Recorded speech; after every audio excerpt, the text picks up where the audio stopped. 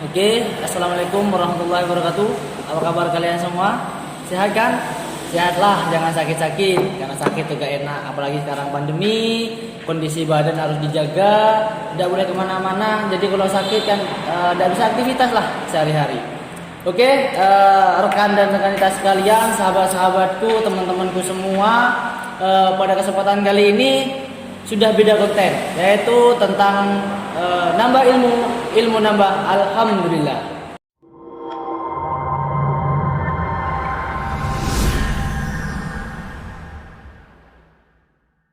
Pada kesempatan kali ini nambah ilmu, saya tidak sendirian. Ini konten pertama nambah ilmu. Saya ditemani oleh bintang tamu yang keren, kece, ganteng habis, yaitu Cak Fatur Rajin. Bagaimana Cak kabarnya Cak? Sehat? Alhamdulillah sehat. Masih aman dari gangguan virus-virus corona. Alhamdulillah. Jadi kesempatan kali ini bintang tamunya Cak Oji. Ini spesial karena apa? Karena kita berada di tempat yang spesial, kita suasana juga spesial dan juga bintang tamunya spesial, ganteng habis. Siap. Sekarang ini Cak, pandemi kayak gini kegiatannya apa sama Cak? Sehari-hari. Biasanya Sebagai kepala keluarga karena sudah menikah dan juga sudah berputra. berputra. Iya. Berapa Cak? Sudah berapa? Kalau putra satu. Masih satu. Kalau istri Ibunya masih satu. Masih juga. satu ya. Karena Berarti ada potensi. akan berlanjut. Oh siap. Doakan. Siap. Ya kalau kegiatan sehari-hari ya biasa cari nafkah, Siap. mengasuh anak. Siap. Pengasuh juga ya? Pengasuh, saya di rumah itu pengasuh. Cuman bukan pesantren. Siap.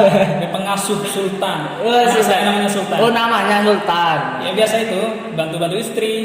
Kemudian ya masih aktif berorganisasi juga. Siap. Hari ini saya aktif di Ansor di Jambisari sebagai Kasat Koryon Bansernya. Saya diminta kemarin untuk menjadi Komandan Banser Jambisari Siap. oleh seniornya Panjenengan, Siap. sahabat Andi. Ya Andi, siap tadi. Wow. Maaf, ada salam buat sahabat Andi dari saya. Siap. Kemudian saya juga aktif di Lakpesdam di cabang itu di Bondowoso, di Lakpesdam itu Bondowoso. Saya sebagai wakil sekretaris. Ya. Kemudian di luar juga saya menjadi koordinator Rumah Pancasila. Banyak sih. Ya. Kebetulan sekarang saya juga direkom jadi PBPMI. Oh, siap. Oleh Ketua Umum Panjenengan, Ketua Cabang PMI Bondowoso, saya direkomendasi untuk menjadi PBPMI. Semoga juga masih diberikan kesempatan dan amanah. Oh, siap. Itu kegiatan. Ya, berarti ini memang pas. Saya mendatangkan Cak Oji, panggilan akrabnya, ini tidak salah. Karena pada kesempatan kali ini di konten nambah ilmu akan membahas seputar organisasi. Beliau sudah sangat komplit. Beliau sekarang menjabat sebagai Kasat Koryon Banser. Ya, dan juga mantan ketua PC PMII yang sekarang rencananya direkomendasi jadi pengurus PB. Luar biasa. Masih direkomendasi dan masih dalam tahap seleksi. Nah, semoga kita doakan bersama semoga masuk ke PB agar lebih banyak lagi orang-orang Bondowoso yang masuk di kepengurusan PB PMII. Amin. Oh iya gini ya, ini seputar organisasi. Kami di IPNO kan itu basisnya pelajar. Cuman kalau di mahasiswa itu kan juga ada IPNO-nya, cuman lebih akrab dipanggil mahasiswa. Nah, terkait dengan organisasi ini, apakah perlu yang namanya pelajar atau mahasiswa ini gabung di organisasi ya? Bagi saya sangat perlu. Nah, alasannya gimana aja? Tetapi tergantung juga seorang pelajar atau mahasiswa itu sendiri. Oh iya. Saya katakan perlu bagi pelajar yang memang punya komitmen untuk bagaimana mengkapasitasi dirinya menjadi lebih baik.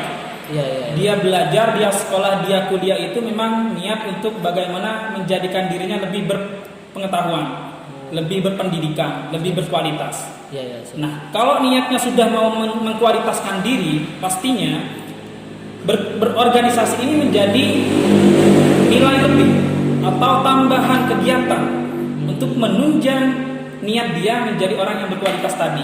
Iya. Salah satu alasan paling mendasar itu. Jadi tidak ada kata tidak penting bagi setiap orang yang memang ingin menambah wawasan, melatih jiwa kepemimpinan, juga bagaimana belajar hal yang lebih banyak daripada di ruang kelas sekolah atau kampus itu sendiri. Iya, iya. Jadi bukan hanya perlu berarti Cak, harus kayaknya. Sangat wajib. Sangat bagi wajib. saya, jika memang niatnya itu. Kecuali kalau ada pelajar, memang ada sebagian pelajar saya amati, ada beberapa mahasiswa ataupun pelajar yang kadang dia sekolah atau dia kuliah itu hanya karena tuntutan orang tua. Tuntutan orang tua. Paksaan lah ya. Atau hanya karena gengsi dia gak punya kegiatan di rumah, dia kuliah kadang itu karena kelebihan uang mungkin. Ya, siap. Ada mungkin yang malah gak tahu niatnya dia kuliah atau ngapain.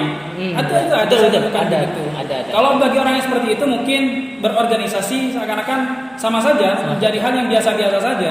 Tidak akan menambah nilai lebih karena dianggapnya sesuatu yang percuma. Jadi itu. Nah, gini ya, karena kan kadang kita itu berorganisasi, kadang itu kan pasti mengingat apa yang didapat gitu ya. Kadang kan orang apa yang akan didapat untuk organisasi, saya gini, saya gitu. Jadi menurut sampean apa yang akan didapat oleh kita? Ya, seperti saya katakan tadi, pertama ya yang pasti kita menambah wawasan, menambah pengetahuan di luar kampus kita atau di luar sekolah kita bagi yang pelajar. Ya, siap. Kalau di sekolah mungkin biasanya kita hanya dipelajari tentang mata pelajaran yang tercantum di dalam kurikulum sekolah itu saja. Iya, betul. Atau di kuliah hanya diajari tentang mata kuliah di dalam akademik itu saja. Tetapi gunanya kita berorganisasi, kita menambah ilmu, menunjang ilmu pengetahuan kita tidak terbatas oleh ruang dan waktu. Artinya tidak terbatas oleh materi kita diajari hanya tentang IPS atau tentang IPA atau tentang keagamaan. Tetapi kita bebas mau belajar apa saja. Inilah pentingnya berorganisasi. Karena organisasi adalah tempat bagaimana menempa diri kita menjadi lebih baik dalam ranah yang lebih luas dan lebih bebas. Satu itu. Satu ya. Jadi bagi saya sangat penting. Yang kedua ya, di organisasi itu nantinya kita biasa diajari bagaimana melatih jiwa kepemimpinan seseorang. Iya. Kita semua pemimpin, sahabat-sahabat. Sahabat Muhrisin. Siap. Saya panggil sahabat-sahabat biasa di dalam sambutan. Siap. Sekarang saya sudah nggak sambutan, tapi hanya ditanyai oleh sahabat Muhrisin selaku Ketua Ibnu Jambisari. Kita semua, baik saya ataupun teman-teman yang lain itu adalah pemimpin. Karena kata Rasulullah, kullukum ra'in wa kullukum mas'ulun an ra'iyati. Setiap kita adalah pemimpin dan setiap pemimpin akan dipertanggungjawabkan tentang kepemimpinannya. Baik sahabat Muhrisin itu adalah pemimpin di PAC Ibnu Jambisari. Baik anggotanya nanti juga itu pemimpin minimal bagi diri sendiri. Artinya kita semua pemimpin yang nantinya akan dipertanggungjawabkan baik di dunia ataupun di akhirat. Makanya untuk menjadi pemimpin yang baik itu perlu diasah, perlu dilatih. Di mana tempatnya? Di sini, di organisasi ini. Ini pentingnya bagaimana kita berorganisasi. Yang kedua. Yang selanjutnya banyak bisa kita bagaimana memperluas pergaulan kita, memperluas jaringan kita lah, ya jaringan. Karena kalau kita hanya di kelas biasanya kita hanya kenalnya dengan teman-teman kelas kan. Betul. Iya. Jadi kalau kita di organisasi, kita kenal dengan orang yang berkarakter beda dengan kita. Kita kenal dengan orang yang berlatar belakang pendidikan beda dengan kita. Betul. Karena kalau di kami, misal di Ibnu, kalau di Ibnu kan tingkat pelajar, tingkat sekolah ada, di tingkat kampus ada ya. Di tingkat kampus pun kan ada teman-teman Ibnu dari kampus lain. Kita bisa berjejaring dengan mereka. Kita bisa bagaimana mendapatkan pengalaman-pengalaman dari mereka. Itu yang ketiga. Masih banyak yang lain mungkin yang nantinya akan didapatkan oleh teman-teman yang mau berorganisasi. Ibaratnya gini gampangnya. Yang paling pasti berorganisasi itu lebih baik daripada berindividu. Ibaratkan sapu lidi. Kalau sapu lidi terdiri dari beberapa lidi kan? Ya, betul. Berorganisasi itu ibarat sapu lidi. Artinya lidi-lidi yang dikumpulkan itu akan lebih gampang, lebih mudah, lebih cepat membersihkan sampah atau melakukan sesuatu tugasnya daripada satu lidi, daripada seseorang sendiri. Gampangnya atau analoginya begitu, gampangnya. Berorganisasi itu lebih baik daripada individu karena lebih mudah dan lebih cepat dalam mencapai tujuan kita. Jadi seperti itu teman-teman, untuk terkait dengan apakah perlu bahkan apa manfaat kita berorganisasi. Kalau menurut sampean aja, mungkin teman-teman manfaat organisasi masih belum tahu. Contohnya aja orang-orang yang bisa ataupun yang sudah menjalani organisasi itu contohnya siapa-siapa saja. Banyak tentunya para orang-orang besar di negeri kita ini, para pemimpin-pemimpin kita itu yang sudah di baik di nasional ataupun di daerah yang sudah menjadi wakil rakyat kita. Tentunya mereka lahir dari organisasi ataupun sekalipun tidak dari organisasi, dia lahir dari kehidupan yang keras. Dia ditempa dengan banyak proses. Dia ditempa dengan banyak pengalaman. Termasuk salah satu contoh yang bisa saya sebutkan, kalau di NU, karena kita Nahdiyin, mayoritas tokoh-tokoh NU kita adalah alumni-alumni organisasi. Yang paling dekat dengan kita ada sahabat Amin Said Husni. Beliau mantan bupati. Ya, mantan bupati kita, bahkan 2 periode. 2 periode, siap. Beliau alumni Tulen, Pergerakan Mahasiswa Islam Indonesia. Beliau alumni Tulen, Gerakan Pemuda Ansor. Bahkan tidak tanggung-tanggung prosesnya sudah sampai ke nasional. Di PMI beliau sempat menjadi ketua bidang kaderisasi nasional. Artinya ketua yang melaksanakan tugas kaderisasi se-Indonesia waktu itu, 1994.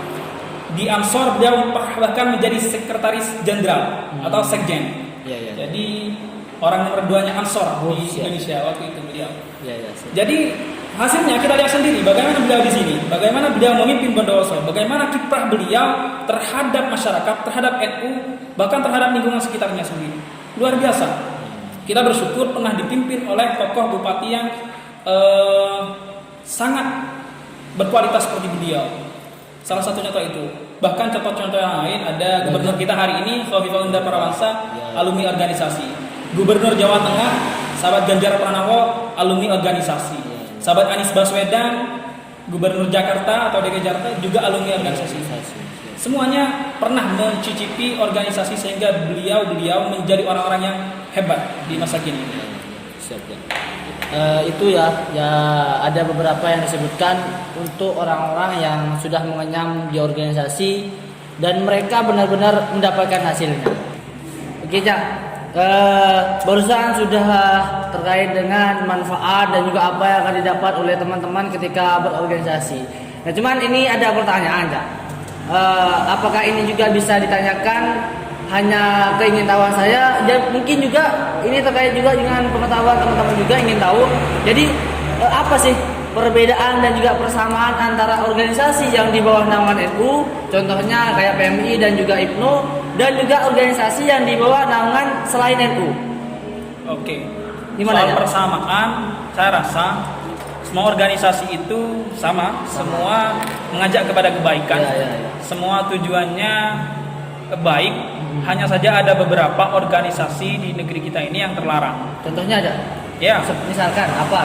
Yang baru-baru kita mungkin ketahui, yang sudah dibubarkan oleh pemerintah, ada Hizbut Tahrir Indonesia. HTI. Ya, ada HTI. Ia dibubarkan karena memang bertentangan dengan nilai-nilai kebangsaan kita, dengan Pancasila kita. Ya, betul. Ada juga yang baru, sangat baru dibubarkan, itu ada Front Pembela Islam, FPI. Ya, bahkan di sejarah dulu ada, kita pernah temui PKI. Itu dulu, juga sekali yang bertentangan karena dianggap berbahaya untuk bagaimana keberlangsungan bangsa Indonesia kita. Iya.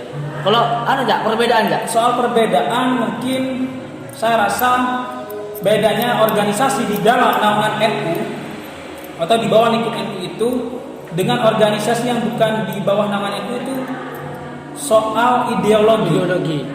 Yang kedua soal hitoh, perjuangan. Soal garis perjuangan. Misal tingkat pelajar di NU ada IPNU, ada IPPNU. Di Muhammadiyah pun ada IPM, ada Ikatan Pelajar Muhammadiyah. Saya rasa sama baiknya, hanya saja setiap organisasi ini punya ideologi yang berbeda. Ideologi masing-masing. Ada visi yang berbeda masing-masing. Ada garis perjuangan yang berbeda yang masing-masing, yang tentunya menaungi pelajar yang juga sesuai dengan garis organisasinya. Kalau IPM ya harusnya juga merekrut kader-kader atau pelajar-pelajar Muhammadiyah. IPNU ya pelajar-pelajar Nahdiyin. Itu yang perlu dicatat, yang perlu diperhatikan oleh teman-teman, agar kemudian kita bisa adil, menempatkan diri pada tempatnya, tidak zalim, menempatkan diri kita bukan pada tempatnya. Yang Nahdiyin berorganisasinya di IPM atau di kami itu organisasi juga yang punya organisasinya ormas lain.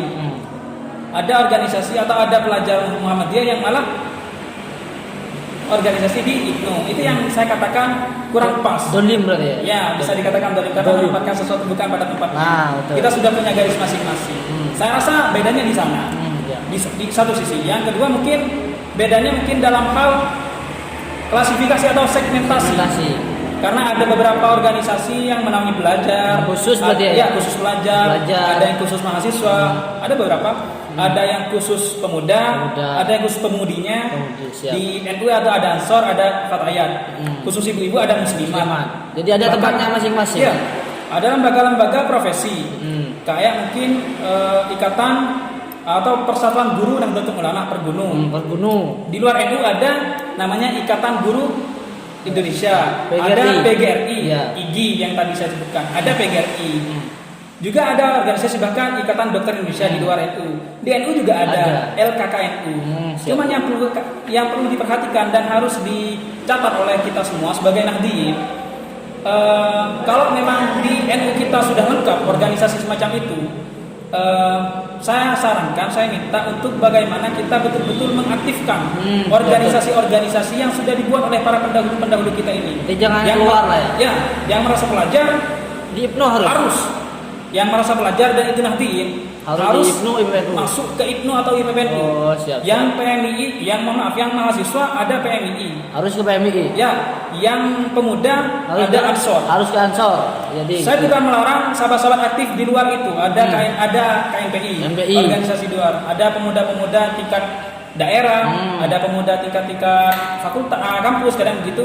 Saya tidak melarang itu, tetapi prioritaskan organisasi yang ada di tubuh kita dulu, yang itu sendiri.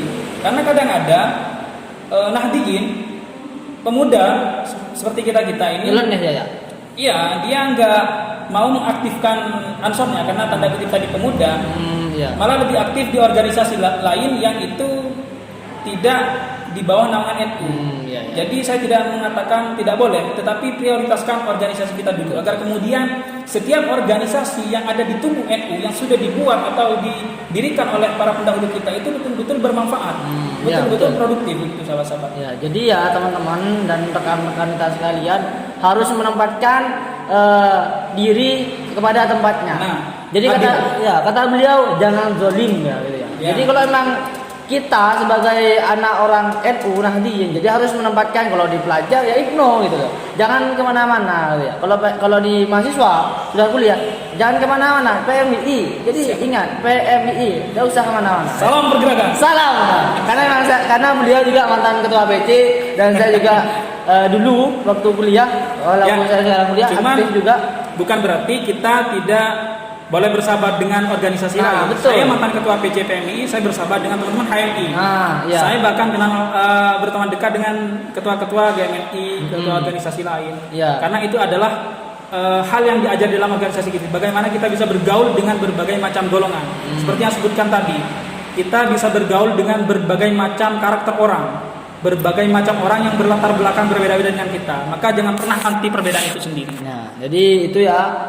Harus menempatkan diri walaupun kita tidak boleh harus bermusuhan dengan yang lain, paling tidak kita bisa menempatkan diri kita kepada tempatnya. Mungkin Jak closing statement Jak. Oke, sahabat Mulisin dan juga teman-teman semua para pemirsa pelajar milenial, mungkin pesan saya, berorganisasi itu saya ibaratkan sebagai kolam renang.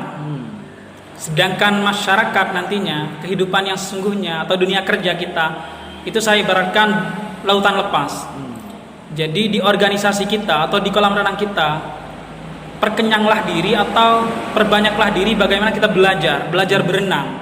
Belajar mempersiapkan kita berenang di lautan lepas. Di organisasi kita belajar bagaimana menghadapi dunia yang sesungguhnya, yaitu kehidupan masyarakat atau dunia kerja nantinya. Jadi kalau sahabat-sahabat tidak maksimal di dalam organisasi, tidak berorganisasi bahkan, jangan salahkan ketika nanti sahabat-sahabat keluar menjadi bagian dari masyarakat secara langsung, sahabat-sahabat tidak berguna, sahabat-sahabat tidak menjadi apa-apa, sahabat-sahabat tidak bisa berbuat apa-apa. Maka oleh sebab itu, mumpung masih hari ini yang masih muda-muda, gunakanlah waktu ini dengan sebaik-baiknya. Bagi yang mahasiswa, waktu kalian hanya 4 tahun. 4 tahun kalian belajar bagaimana bisa atau dijadikan bekal untuk hidup di masyarakat nantinya. Jadi jangan sia-siakan waktu kalian. Itu Jadi saja. ini closing statement yang sangat bagus, bisa menjadikan motivasi buat kita untuk terus berorganisasi untuk bekal kita ke masyarakat nantinya. Dan sebagainya. Oke ya, kita tahan dulu. Mungkin cukup sekian video kali ini. Jika kalian ada pertanyaan seputar dengan umum, nambah ilmu, ini konten tentang nambah ilmu, baik itu tentang organisasi, baik itu tentang hukum, baik tentang hukum Islam, akidah, fikih, itu bisa ditulis di kolom komentar. Jangan lupa di depan dikasih nambah ilmu, ya. Karena ini terkait dengan umum, jadi silakan kalian tulis di kolom komentar pertanyaannya. Mungkin hanya itu ya video kali ini. Terima kasih banyak ya atas waktunya. Semoga kita akan bertemu lagi di lain waktu ya, Jak. Siap. Jangan lupa share video kali ini jika memang ini bermanfaat. Semoga ini bisa bermanfaat ke teman-teman kalian. Dan juga jangan lupa like, subscribe channel ini agar kedepannya lebih semangat lagi membuat konten-konten yang bisa membuat kalian menambah wawasan. Akhirnya dari saya, kurang lebihnya mohon maaf. Wallahul muwaffiq ila aqwamit thoriq. Wassalamualaikum warahmatullahi wabarakatuh. Waalaikumsalam warahmatullahi wabarakatuh.